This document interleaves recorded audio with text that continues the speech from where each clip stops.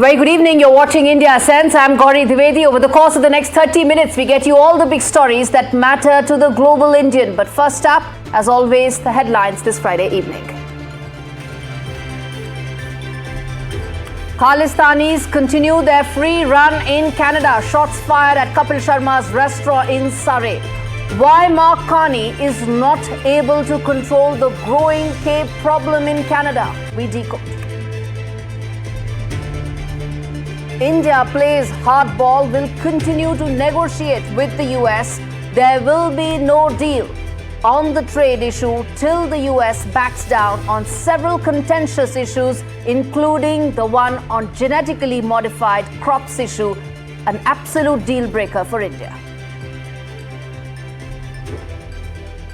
In a big exclusive, former Israeli Prime Minister Olmert speaks to NDTV. He speaks on whether or not this Gaza truce can hold 60 days and what could be the potential long-term solution for the region. India signing mega defense deals for its indigenous defense industry. Several industries and several countries around the world, from Croatia to Cyprus to Ghana, are now interested in India's defense production.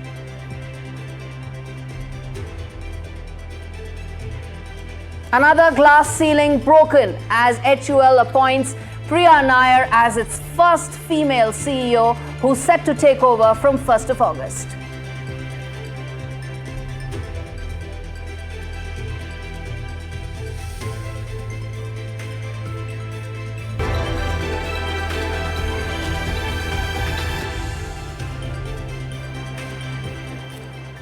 All right, viewers, Justin Trudeau is out, but Khalistani terrorism and extremism surely isn't out in Canada. Instead, the K-terror threat is only thriving under Prime Minister Mark Carney. In fact, just this week, there have been shots that have been fired at comedian Kapil Sharma's up-and-coming new restaurant in Surrey in British Columbia. Harjeet Singh, linked to terror outfit Babbar Khalsa International, has claimed responsibility for the attack, accusing Sharma of hurting Khalistani sentiments. It's clear that Prime Minister Mark Carney is failing the K-terror test. Let's take a look at this report that tells you more. I'm standing on the 120th Street in Surrey in Canada, where comedian Kapil Sharma recently started his new venture, Cap Cafe. And here's Cap Cafe right behind us, which has had a bit of a shaky start, considering that there was a shooting incident that took place right outside this restaurant on the morning of the 10th of July. The Surrey police say that they got a call at around 1:50 a.m. Saying that there was a shooting that has taken place outside this restaurant. In fact, I will take you exactly to the location where you can see the damage to the property, and the staff was still inside the restaurant at that time. However, none of the staff were injured. That is what the Surrey police press release clearly says. And here is the damage to the property. As you can see, glass shards lying there all over the place, with 3 windows, glass windows, that have been badly damaged because of the shooting that took place from right across the street over here. So it's this street behind me. This is the place where the assailants are believed to have come in a car, and they fired 8 rounds right across here, and the shots ended up damaging the property. As you can see clearly, this is the state of the building at the moment, with the establishment staff being pretty shaken up because of that. As of now, of course, this restaurant is closed because of this shooting incident. Now, while the Surrey police say that its frontline investigation support team is now going to look at this incident, this matter further, to see whether there were any past incidents that could be associated with this one, or what the motive could be behind this shooting. That's what they will investigate. All right, we got you a ground report to tell you what really happened. Now let's talk about why this religious extremism, this complete intolerance continues to thrive with a pattern of such instances that we tell you viewers. Let's put that out one by one as to why this continues to happen in Canada. Now bullets fired at Kapil Sharma's cafe hit with 9 shots. This is the latest that has happened. Let's move ahead, tell you some of the other instances where Khalistanis continue to completely ensure that the law and order situation in Canada is almost under their control. Now, the BC legislature, the British Columbia legislature, honoured pro-Khalistani singer Jazzy B. There were red carpets that were actually rolled out for these singers. There was major applause indicating that there is almost like a fan base that these Khalistanis have in Canada. Then we're going to talk later about what Mark Carney needs to do to ensure he addresses some of India's concerns. Next, Modi effigies were cage-rolled in Khalistani rallies. This happened. All this is recent, viewers. This is a pattern that continues even after there's been a change of guard, but this pattern continues. Let's talk about the Toronto hate parade. This is the one. The next is the MP photo ops, where you have MPs like Sukhi Dhaliwal who are seen with Khalistani flags. And this happens in broad daylight, even as India-Canada relationship gets impacted because of this, because this fan base is what is fanning the latest attack that took place at Kapil Sharma's cafe. And lastly, let's put out the fact that the Canadian top intel agency, CSIS, has actually warned that there are these deep Khalistani networks that are active on Canadian soil. No action is being taken. Why no action is being taken? And most importantly, how is it then going to ensure that the India-Canada relationship recovers? Because it was the Khalistani issue that ruptured that relationship. Let's get in Terry Meluski to talk more on this and to understand from him that how is it that the Canadian-Indian relationship can actually recover, given the fact that Khalistanis have a free rein, Terry, as far as Canadian soil is concerned. The latest attack on Kapil Sharma's cafe proves that. Thank you for the invitation. I think there's a little bit more to it than just a Khalistani operation being allowed by Canada to be directed from Germany by this character, Harjeet Singh Laddi. I make that point because, sorry, but Prime Minister Carney is not the police chief in Germany. And if indeed we accept the claim of responsibility by this Babakasa International operative, pretty well known, Laddi, then we've got to ask, well, what is Germany doing about him? What is India doing about him, as much as what is Canada doing about him? Having said that, 2 things can happen. First, it's not unusual, believe it or not, for street thugs to try to make themselves seem more important than they are by adopting a political coloration, saying, oh no, I'm not just some average thug running a protection racket by shooting up a restaurant and demanding money for protection. No, I'm more glamorous than that. I'm a political revolutionary. I'm fighting for an independent Khalistan. Well, I don't know if you believe that, but it's certainly happened. This is not freedom of expression. This is not freedom of speech. This is complete vandalism, and these are all terror attacks, aren't they? And Canadian soil, and Canada is allowing all of it to happen. Well, all I'm saying to you is that it's not just a Khalistani attack. You can give it that coloration if you accept their claims. I don't accept the claim that this guy Laddi necessarily has anything to do with it. He might be trying to look like a big shot by claiming responsibility. But we also know that there have been a series of events, as you rightly noted, of a similar nature, which turn out to be straight extortion attempts. It's a protection racket. This is back to the 1930s, where the mafia boss walks into your restaurant, says, nice place you have here, shame if something happened to it. Pay me and I'll protect you from me. So that's what's going on just as much as the Khalistani thing. I'm not saying to you that the Khalistani element isn't important and that the government needs to do something about it. You rightly point the finger at MP Sukhi Dhaliwal. I don't know why the Liberal Party of Canada still has him as a member with his record of kissing up to the Khalistanis. And in fact, they got rid of Chandra Arya, who wanted to address this issue. I'm going to leave it there. Terry Miliski, thanks much for speaking to us. I know it's early morning in Canada, but thanks much for speaking to us. Well, viewers, in the past 4 months, Prime Minister Mark Carney has not taken any concrete steps to rein in the issue. Neither has he made any specific remarks on this matter indicating his intent. The recent attack is clear proof, with the culprit still on the loose. Carney is brushing this issue under the carpet. Moreover, he is silencing anyone who's raising concerns over the matter. Canadian MP Chandra Arya, who's spoken about it, he's spoken against the Khalistani extremism, has been sidelined by the Liberal Party. Yet he continues to push for a reset in ties between Ottawa and New Delhi. Mark Carney met Prime Minister Modi on the sidelines of the G7 summit last month. He agreed to re-establish high commissioners. He agreed that the relationship should come back. But the bitterness of the recurrent terror attacks against the Indian diaspora in Canada remains. New Delhi must make it clear to Ottawa that there cannot be a reset till the time these attacks are addressed. And that is something that Mark Carney needs to now prove. He needs to pass the K-terror test for the relationship with New Delhi to recover and come back to its original flourishing state.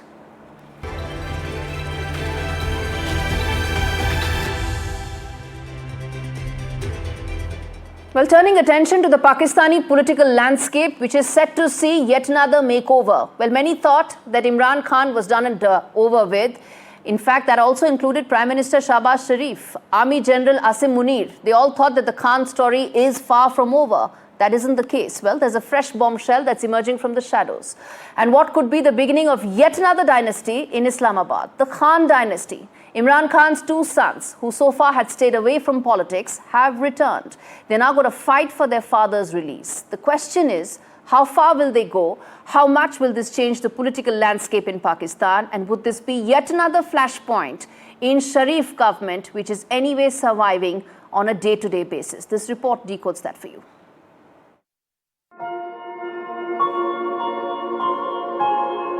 The Khan legacy is far from over. Just when Pakistan thought the government had successfully silenced former Pakistan Prime Minister Imran Khan, even banning Pakistan Tehreek-e-Insaf's YouTube channel, there is a fresh twist awaiting Islamabad. Sons of the jailed leader, Qasim and Suleiman Khan, are now entering the political arena. Khan's sons, who have so far stayed away from politics, are now mobilizing support for their father's release, urging global leaders, including US President Donald Trump, to put pressure on the Pakistani establishment.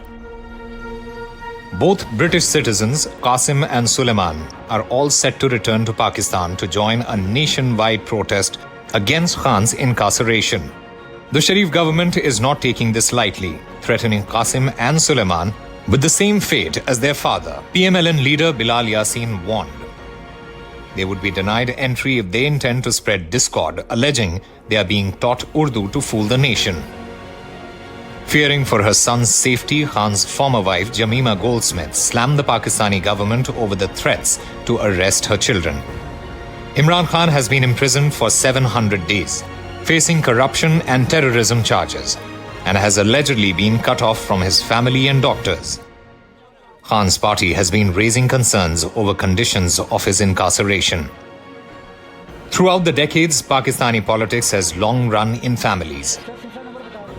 As Islamabad continues to grapple with political and economic instability, will Qasim and Suleiman write the next chapter of the Khan legacy or inherit his saga controversies?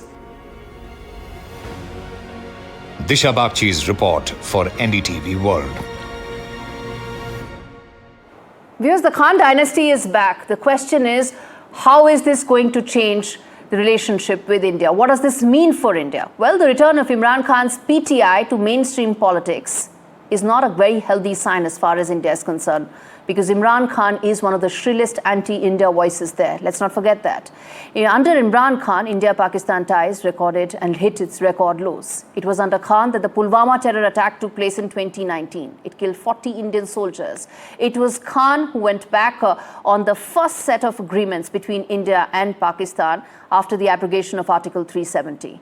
But Khan also is the one who stood up against the military establishment. The civilian government and the military establishment relationship changed and went under a sea change during Imran Khan's tenure, which is how what happens next as far as the Khan dynasty is concerned is likely to have impact in terms of the India-Pakistan equation.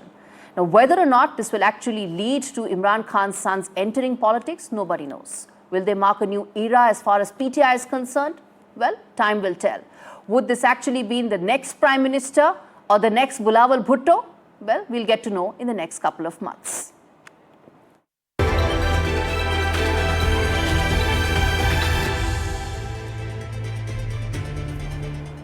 All right, viewers, it's time to get you the big NDTV exclusive, our top voice on the show, former Israeli Prime Minister, Mr. Olmert, who joins us to talk more about the ceasefire and the agreement that has been signed between Israel and Hamas in terms of getting 10 of those hostages out. Mr. Olmert, thanks much for speaking to NDTV. Let me start by first asking you that while there's some sort of a pact has been reached, what about the main sticky points on both sides? On Israel, it is the fact that it wants to end and completely eliminate Hamas. And on the Hamas side, of course, it wants that Israel should be completely vacated out of the Gaza Strip. How do you see those sticky points going forward?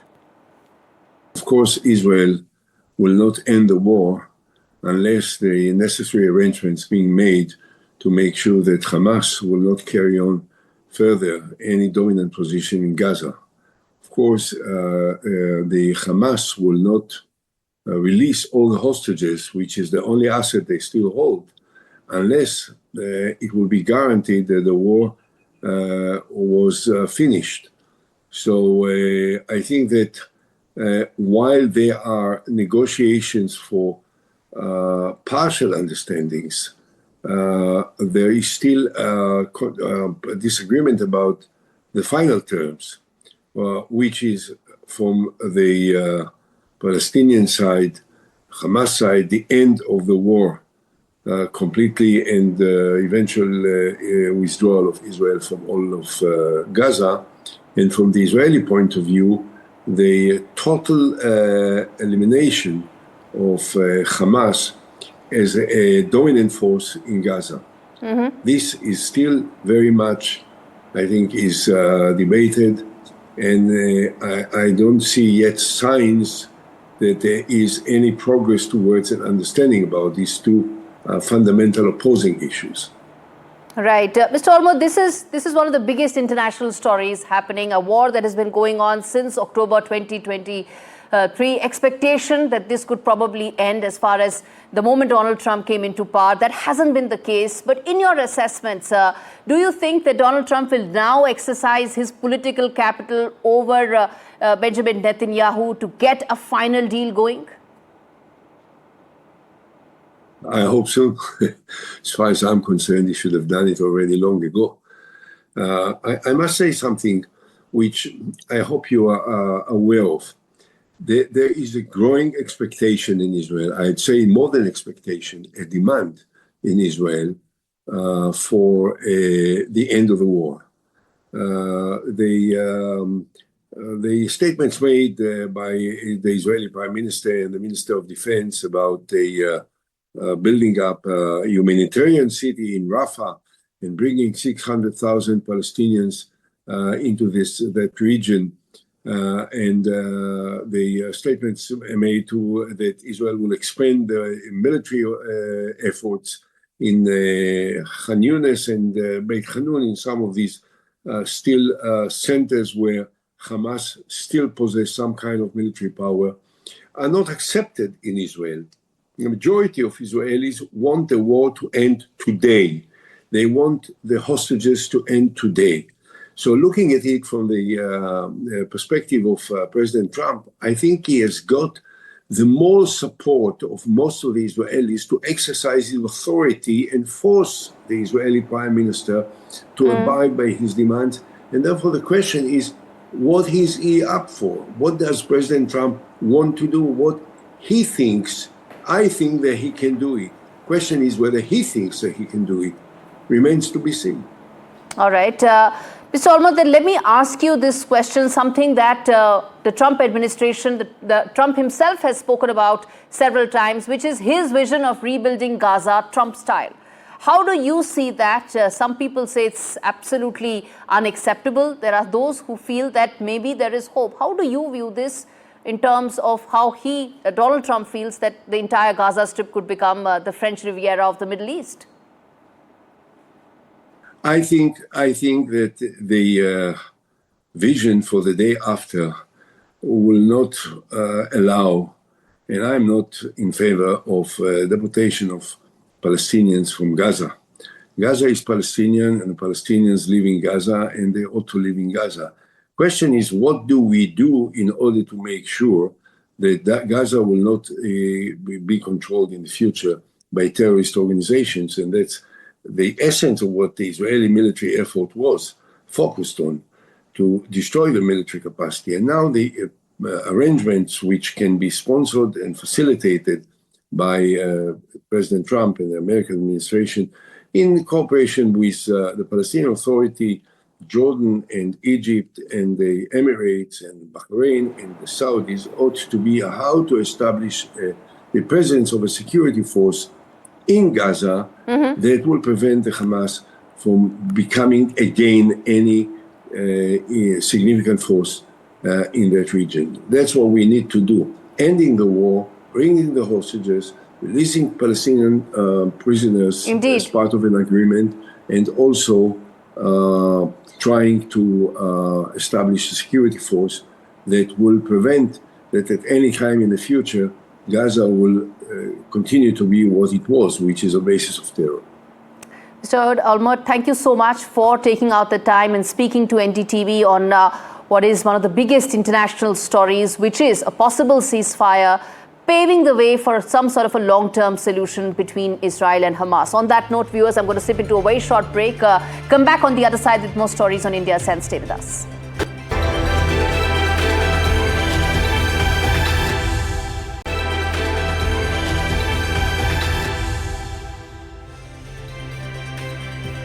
All right, the trials and tribulations of Grok, the AI chatbot developed by Elon Musk's tech company xAI and integrated into X, continued this week as the model suddenly started spewing hate speech about Jewish people. It also proclaimed that Adolf Hitler would spot the pattern of Jews' anti-white hate and handle it decisively. Musk claims the bot was too compliant and manipulated by user prompts and says the issue was being addressed. But the question still remains, viewers. Are users to blame when AI suddenly starts spewing out hate? All in all, it's been a rough rollout for Musk's chatbot, which he claims is the smartest AI on the market. And what does this tell about the future of AI? Well, we'll get to know in months and time to come. All right, viewers, and finally, the Taj Mahal has officially been named the most beautiful building in the world. Time Out travel editors ranked the iconic ivory white marble monument in India above 23 other architectural wonders from around the world, celebrating it as a timeless symbol of love and beauty. But that's a wrap on this edition of India Ascents. Thanks so much for watching.